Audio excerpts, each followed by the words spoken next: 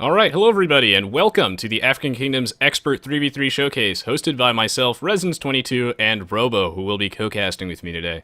This is going to be Game 1 in a Best of 5 series, and the goal of these matches is to show us how the top Age of Empires 2 experts will play the brand new expansion. For Game 1, each team is required to pick 2 different African Kingdom civilizations, and they will be playing on a modified version of Arabia that contains the new animals, but is otherwise exactly the same.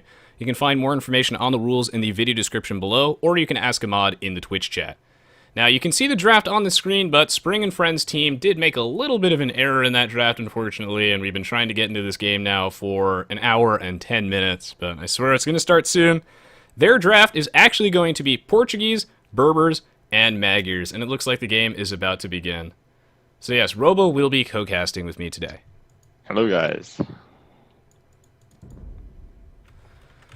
Alright, Very excited to be here. Highlight of my morning. Oh yeah, this is the highlight of everyone's morning, but I will upload the VODs to YouTube, and for those of you who want to get in on the 2K expert-rated lobby simulator action, you can find my live stream schedule on my Twitch page by scrolling underneath the video player. But it looks like we're in! Game 1 on Arabia! I'll be introducing one of the teams, and Robo will introduce the other. So, on the bottom side of the map we have Spring, playing as the yellow Portuguese, and to his left we have Kongens God playing as the orange Berbers, and on the far right flank we have Barles playing as the purple Magyars.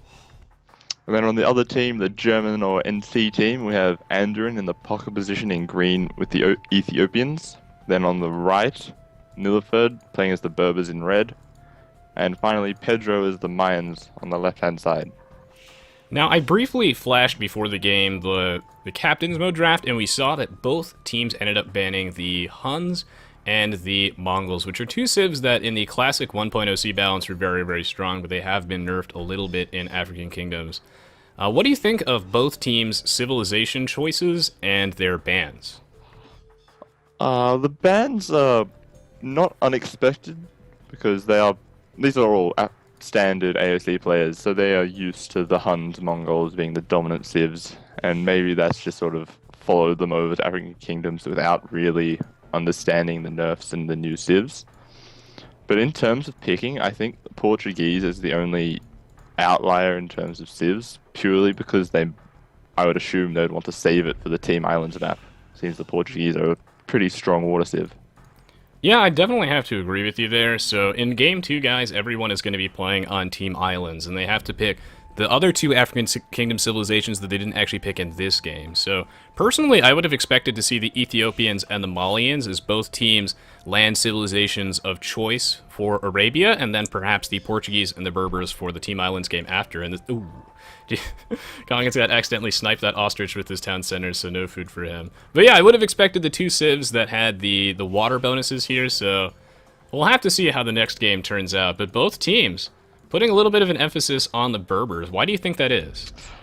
Well, the Berbers have a very strong Night Rush with their 20% cheaper stable units in Castle Age, which definitely gives them a very strong pocket player if they get that. And I have to quickly point out that Nilford is stealing an elephant at the moment. Not a boar, guys, he is stealing an elephant.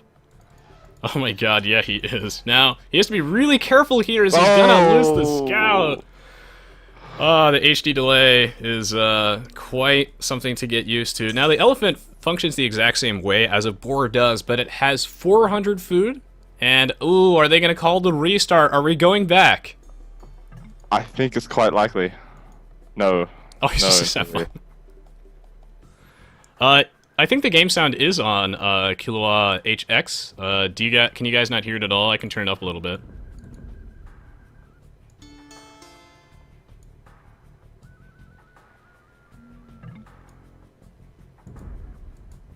My bad, misclick. Okay. This looks real. Oh, man. So yes, the pros get to experience African Kingdoms, the type of thing that I get to experience every week on my Twitch stream. Oh, man. We'll have to see if that makes a huge difference, as of course, Nilfgaard will be lacking a lot of map vision now, so if we go hop over to his perspective, there's basically no more scouting. But thankfully, though, he has scouted most of his adjacent resources, so he should be fine. Wow. Elephants are so strong, guys. Definitely the MVP of this early stage of the game. Almost killing a Vil, killing a scout, making all the damage. Definitely one of my favorite parts of African Kingdoms was the new animals that they added. Oh my god! Neilfert's elephant is going to releash, and I suppose at this point in the game, you know, he's this close to rage quitting. Gonna have to grab that elephant one more time. Oh, and we can see Spring's predominance for Huns here getting housed already. It's not used to making houses often. Yes, so ladies and gentlemen, these are 2K Voobly experts trying African Kingdoms. Some of them for the first time, some of them did end up practicing before this, so... This is going to be a good one. Boom! Nice elephant lure here from Neilfert, so he's still in the game.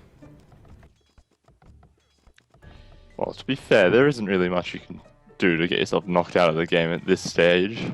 Like, unless you happen to lose like 3 Vils to an elephant, which would be pretty impressive in itself if you could do that. And these players are getting dangerously close to that. If we look at Kongan's God, his Shepherd at 4 HP, everyone's Shepherd's so very low, but he does manage to get the elephant lure off at just the last second, and he says the lag is real. Welcome to HD. That indeed. Well, every player off to a relatively standard start. In terms of things that make this a little bit different than normal, again, this Arabia map is exactly the same, except I replaced the trees and the animals with some of the African Kingdoms ones. It's somewhat important to note that the llama actually has a slightly bigger line of sight, which I suppose might be relevant for Neilfert if he decides to mine with that. It looks like he's going for a drush. And also, the elephants have 400 food, whereas boars normally have 360. So there's a little bit of extra food there. Yeah, I think that's definitely important to note. Now, if you guys are wondering, how do we know that Neilfert's going for a drush? Well, there are a couple telltale signs, and oh god, that unipath thing on that hunter. He's, of course, mining 10 gold from a gold mine and not actually building a mining camp there, and he's doing this that way he'll have the 60 gold for 3 militia. And we also see a barracks at the front, and a makeshift wall-off going off. That will be able to save him a little bit of wood, and here comes the militia. And on the other side, Pedro is also going to go for a drush. And his map looks very, very nice for a Mayan drush FC and like a castle drop or something. Because he has extremely nice back gold, back stone. And his woods are in very clumped position, so it's very easy to wall up his base. Oh wow, yeah, his stone and gold are in incredibly easily defensible positions, sorry. And if he wanted to mine all that stone, build an early castle, go for some Mayan plumed archers, he'll absolutely be able to. The Mayans are a little bit weaker in African Kingdoms than the Forgotten. Like, a lot of the weaker civs did end up getting buffed and the stronger ones getting nerfed, so the Mayans do have a weaker economy here, only 15% longer lasting resources instead of 20%, and their plumed archers are a little bit more expensive, but still, overall, the Mayans as a civ, I think, are quite strong, and the plumed archer strategy will probably be reasonably effective here. I think it's going to be interesting to see Bals do the Magyar Scout Rush versus Nilford's Drush that's coming in. Because Magyars get slightly cheaper scouts, which would make it quite nice. Similar to, I guess, a Hun Scout Rush, in that you make scouts a little bit faster compared to being a bit cheaper. Oh yeah, I would say that the Magyars have one of the stronger scout rushes and night rushes in the game, especially because of the free offensive blacksmith upgrades for their melee units, so the free forging, iron casting, and blast furnace does make a pretty substantial difference here, and it looks like Pedro is not going to opt to move out offensively with his drush, but rather he's going to leave his militia closer to his own base to try and catch Kongan's God out as he moves forward. It's going to come down to some careful micro here to figure out who comes out on top. Pedro marking like a boss, running away with one of his militia.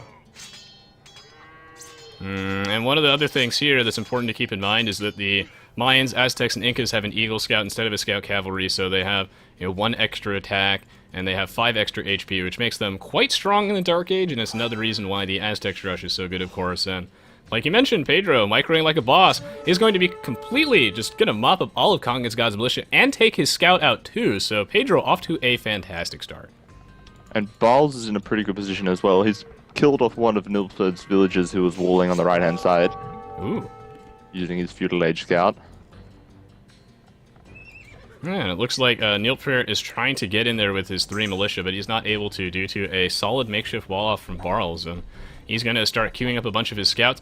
Looks like Nilfert's actually going to opt to walk directly underneath the town center. Going to sustain a lot of damage on his militia, lose one, and that's going to cost him some economic damage, but he is into that wood line. Oh, one of the militia is only on 4 health, so he's almost useless in any fights that are coming up. Like, a single scout could pretty much kill these 2 militia, which I think Barles is just about to do. Yep, and speaking of a single scout, those militia will not last, as Barles is about to swing in on the side and pick off that low HP one. Notice how he's keeping track of which one's at 4 HP. He will snipe that one very, very quickly, and this other militia is going to die. So Nilfert's Drush basically completely negated. Meanwhile, on the other side of the map, Pedro is trying to do as much economic damage as he can with his own militia and his Eagle Warrior, and he might be able to do quite a bit considering that he has a hill here. And I think he just killed a ostrich with his militia. Oh yeah, that he did. I think I just saw him kill an ostrich. Yeah, I see 2 ostrich bodies right here, and those are essentially deer for those of you who are curious.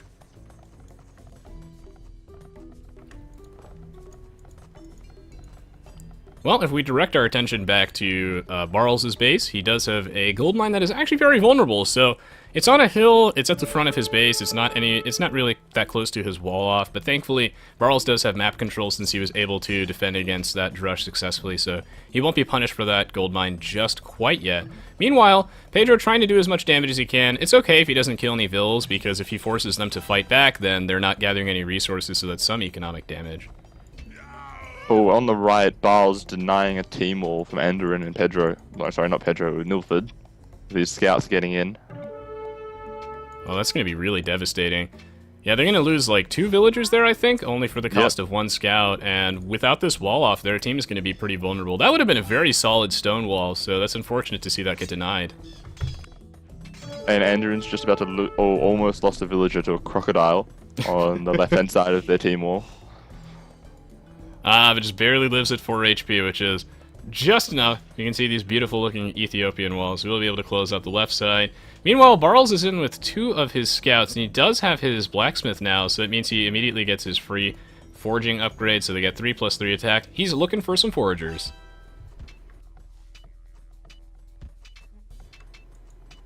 Oh, I would hate to be trying to fight versus Magyar scouts at this stage. Like, because even just the 2 scouts with +1 damage this early, they can do a surprising amount of damage. Like, they only need to hit 2 or 3 times, run away, come back and do that a little bit, and then already you're going to be down a vill or 2. Yep, and he manages to snipe a villager there. So Barles right now is looking for exterior resources, so he's searching for those gold miners, foragers, perhaps some more stone wall builders, and yeah, he's going to be able to get another villager before Undurian even has a chance to react. He might even be able to get a 3rd one. Focus firing down that villager. Some good micro here from Barles. Is going to be able to clean up maybe even all of the gold miners. And there's still a hole in that wall on the left-hand side for some reason, with the very injured villager sitting there. Oh, wait. Shit. I thought there was like a tree there or something like that, but you're right. That's actually completely open. I guess there might be a tree behind the stone wall, which I can't see. I'm hoping that's what it is. Oh, no. Spring Scout just went in.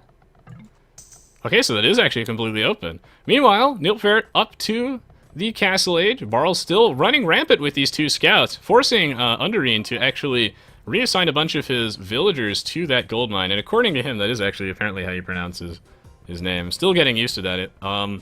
We have a couple of spearmen here protecting that team wall off on the middle, and right now, looks like Pedro's aggression has sort of petered out. Did Barles get another scout in? Yes, he did on the right-hand side. I think he took some hits from the spearman. But it looks like Andorin's going for a sling at the moment. He's got a mark and he's not up to Castle Age as the pocket player. Oh, that's really interesting. That's going to be really bad since they have this hole in the wall. And Spring has knights coming in straight for that hole right now. Now, one thing I wanted to ask you is, what do you think of the possibility of an Ethiopian sling? I guess assuming that they have that walled up. As here comes the knights. Oh, God. Oh, we just managed to get up a little bit of a wall. Just to slow them down a little bit. I think it could work. Because, like, their civ is strong, but they don't have any specific pocket bonuses.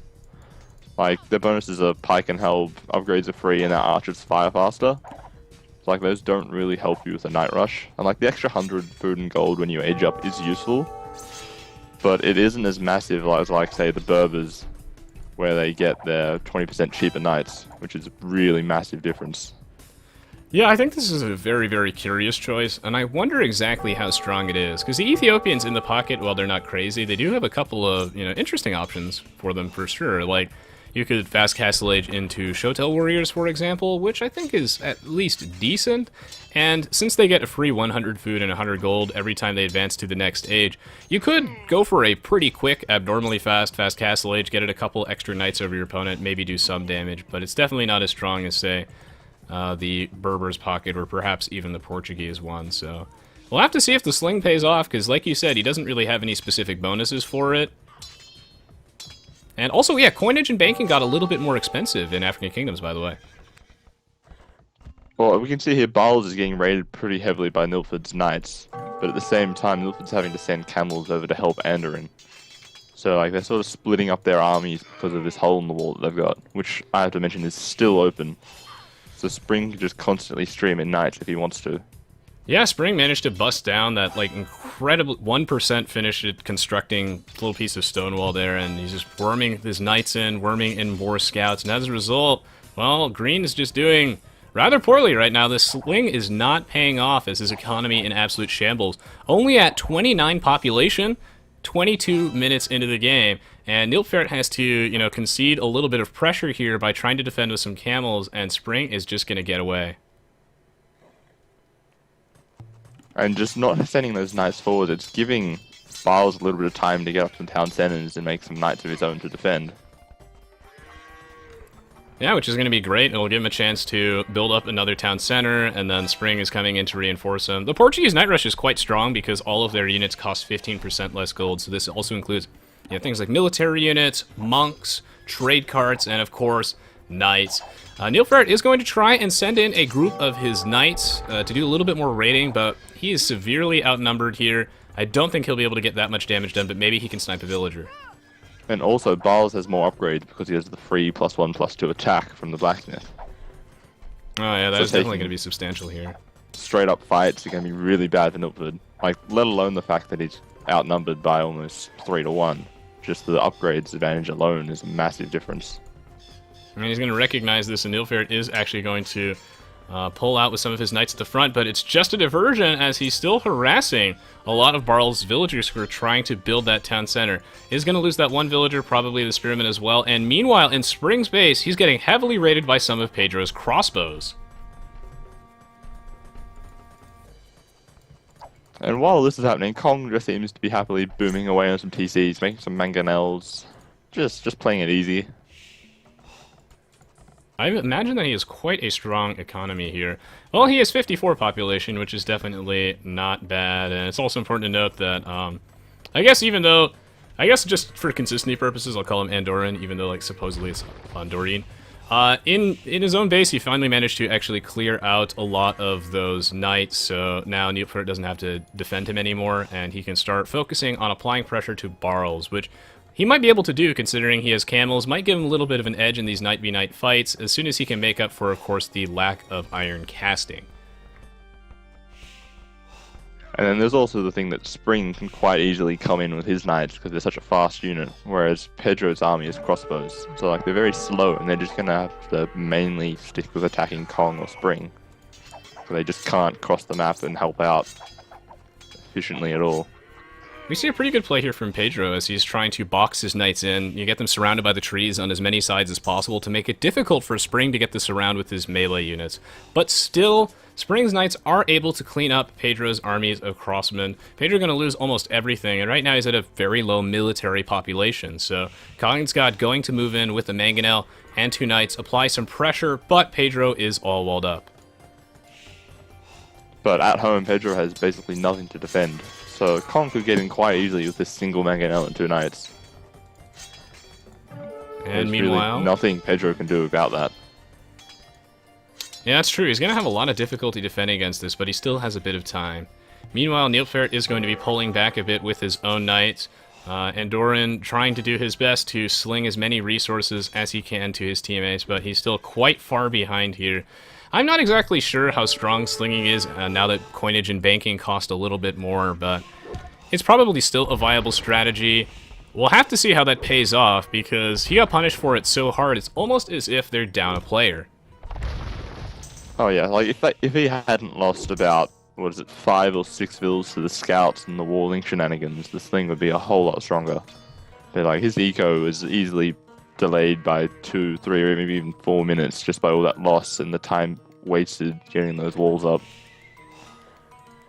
I really wonder how something like a fast cast Legion to Shoto Warriors would match up against this, but the Knights would probably do a pretty good job at repelling that. Poor Barles is going to end up losing this villager at the front of his base that's trying to get a little bit of a wall off, so both teams trading a ridiculous amount of economic damage, and looks like basically everyone is just favoring a Knight-based strategy.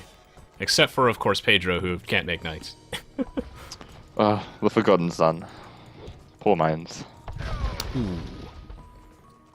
Pedro gonna lose a villager here to that Mangonel shot. A little bit unfortunate. If I swap to his perspective, we can see how many crossmen he has inside his archery ranges. Okay, so he only has 1, so he's bluffing a little bit here. Trying to receive some tribute from Andoran, presumably because I believe Pedro's... Yeah, he's going up to the Imperial Age now, and I think he'll be transitioning into Elite Eagle Warriors. Yes, he's dropping the barracks right now, and he's picking off the lone Mangonel with just 1 Eagle Scout.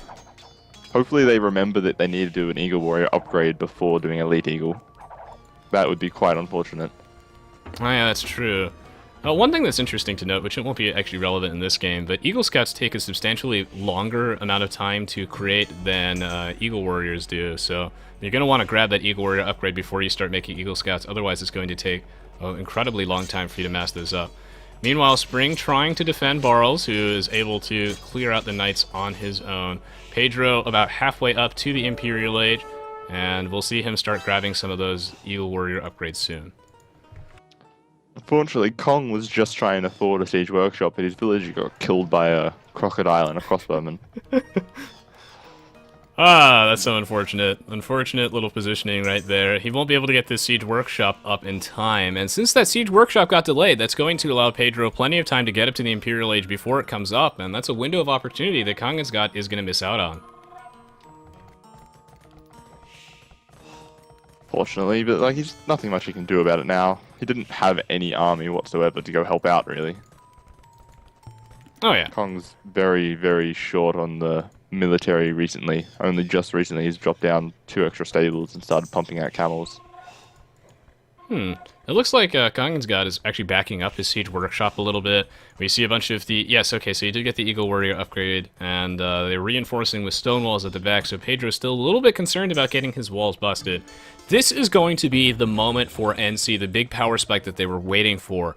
Getting these Elite Eagle Warriors out a little bit earlier, having a lot more of them from the sling from Andoran, could be the game-turning moment for them. I think it's all going to hinge on how successful this Elite Eagle Warrior push is. The problem will be that Spring and Barles have quite a lot of Knights between them, and they do decently well versus Elite Eagles before they get any of the really strong upgrades like the +4 attack and Eldorado. Yeah, that's true. The Elite Eagle Warriors are strong, and maybe even a little bit stronger in African Kingdoms, but they don't fare particularly well against those Knights that just have a strong base 10 attack, a lot of HP, some good melee armor.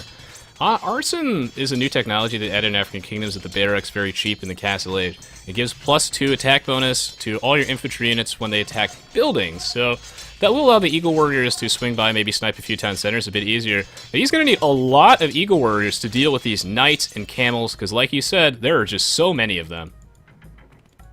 And there's also 2 Mangonels here, so if they got off some good shots from the Eagles as they charge in, they can do a lot of damage there with their splash attack. And he's going to recognize this, so Pedro will pull his Eagle Warriors back. Prioritizing his defense upgrades, of course. That way he'll be able to soak up the damage from those town center shots and ranged attacks a little bit better, as well as, you know, resist those Knight attacks. He's going to actually add another layer of stone walls, so Pedro right now really, really feeling the push, and Spring is going to back up Kongensgott. They're going in for the kill. I think the problem for Kong here, though, is that his Mangonels aren't attacking the villages repairing the houses. Oh, he's only just decided to attack them. They've been sitting there repairing that house for a good minute now, with nothing happening to attack them. And that's unfortunate, because it will allow Pedro enough time to add another layer of walls, stall this attack a little bit longer, get out more Eagle Warriors, and Pedro is going to add another defensive castle at the back, putting in more houses. He's trying his best to defend against this. Meanwhile, Pedro's actually been housed for a little while, and he's losing his houses at the front, which is stopping his Eagle Warrior production. Oh, this fight, I'm not sure how well this is going to go. Because on the right-hand side, Barles is denying Milford from sending too many reinforcements over just by attacking his stables and slowing down his camels. So there's really nothing the Eagles can do versus that many knights by themselves. Like, there's no helms, there's no camels really here. That's just way too many knights, unfortunately, for Pedro to deal with. And the thing with the sling is that you have to use it to sort of, slingshot yourself through the ages, gain a technology lead, and press that advantage in that short time window that you have before the population discrepancy starts to really catch up with you.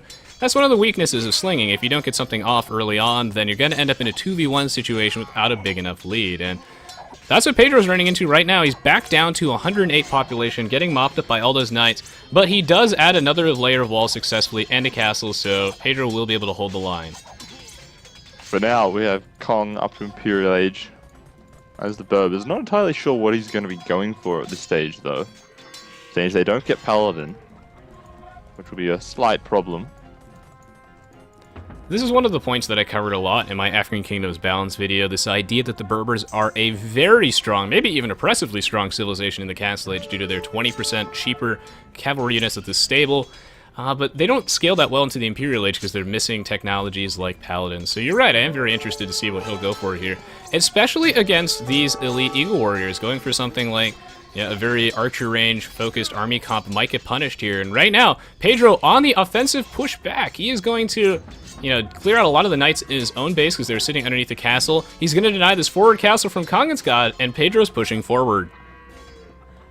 And on the other side, Nilford is massing just so many camels and knights. He's starting to push back Spring and Barles as well. He has just so many stables constantly producing. I really feel like it's the sling finally coming into play here from Andorran. So he's down, but not out. A little bit of an unfortunate start for him, but the sling, I think, is finally paying dividends. Both of his teammates are pulling ahead, and the population difference, it's probably not far enough in the game that it really, really matters here. All the Eagle Warrior upgrades are done for Pedro, so these are something that are very, very fearsome to fight, and it looks like Kongensgard is going to make Cavaliers. I hope he realizes that he doesn't get Paladin. He's also researching Heavy Camel at this stage, I'm guessing purely just to counter Nilford's camels. But I'm not sure how useful that will be, because I can't see the NC team going for Paladin late game, because they don't have a Paladin civ. And I think Nilford's just going to go full Heavy Camel to counter the Magyar Paladins. Yeah, I think that would absolutely be the correct play. So the question on my mind is, what exactly should Kongensgard be going for here? I mean, obviously, he can make the cheaper Cavaliers, which might be one of the better options that he has.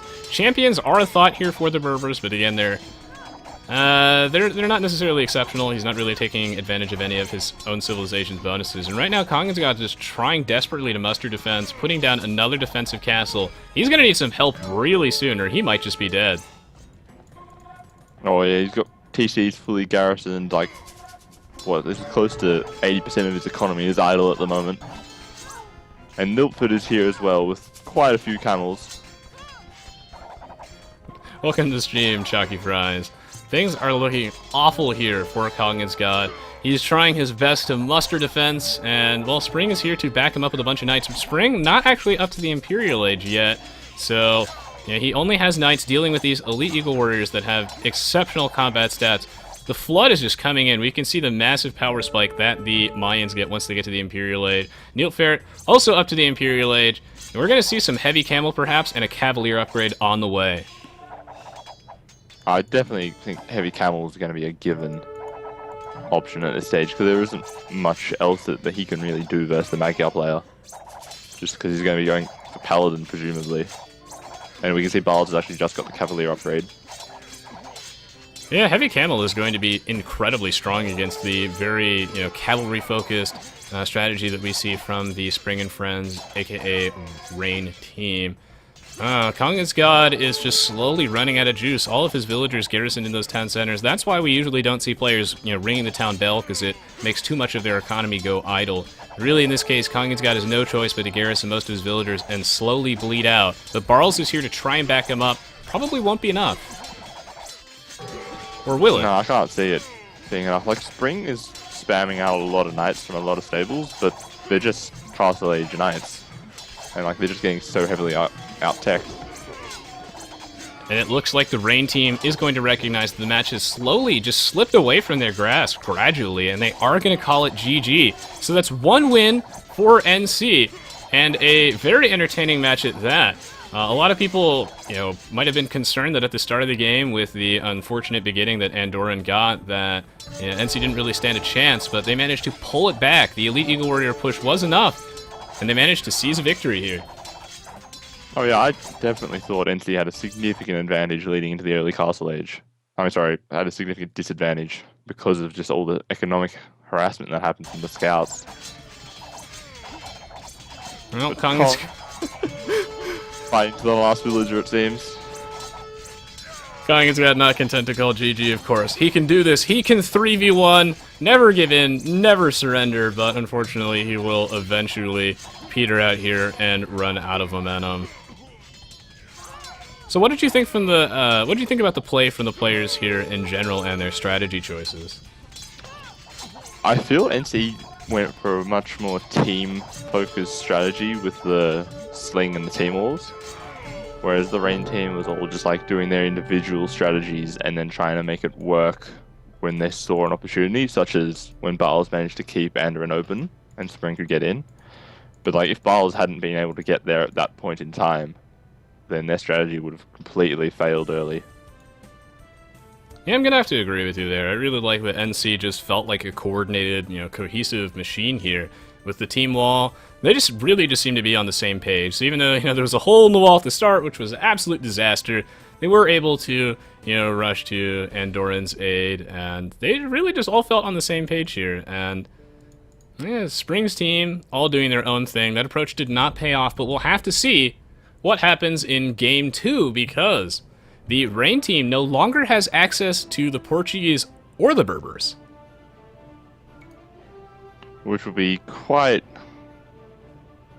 a significant disadvantage, I think, because especially with the Portuguese, their caravels are quite a strong unit once you get a mass of them up in the late Castle Age stage of the Galley War.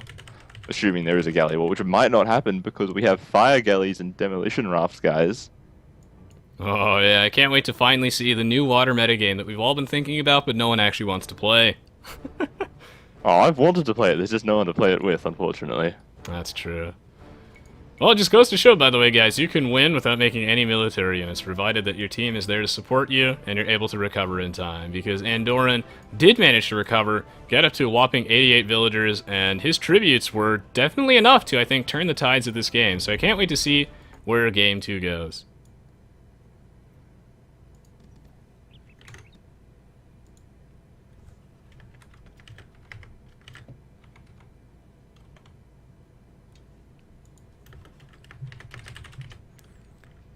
Alright guys, so thank you so much for watching so far. We'll be jumping into Game 2 in just a minute, so don't go anywhere, as we're getting everything set up right now, Captain's Mode as well. If you're looking for more Age of Empires 2 expert commentaries, first-person games, etc., then you're in the right place. You can just scroll down underneath the video player to find my YouTube channel there. Plenty more Age of Empires 2 videos there, as well as videos of other games. You can also find my schedule below. As always, keep us posted. Your feedback is very, very helpful. If there's anything that we can do to improve the format, and let us know as well if you'd like to see any sort of similar style tournament in the future. We'd be happy to host it, preferably, as soon as HD gets an update.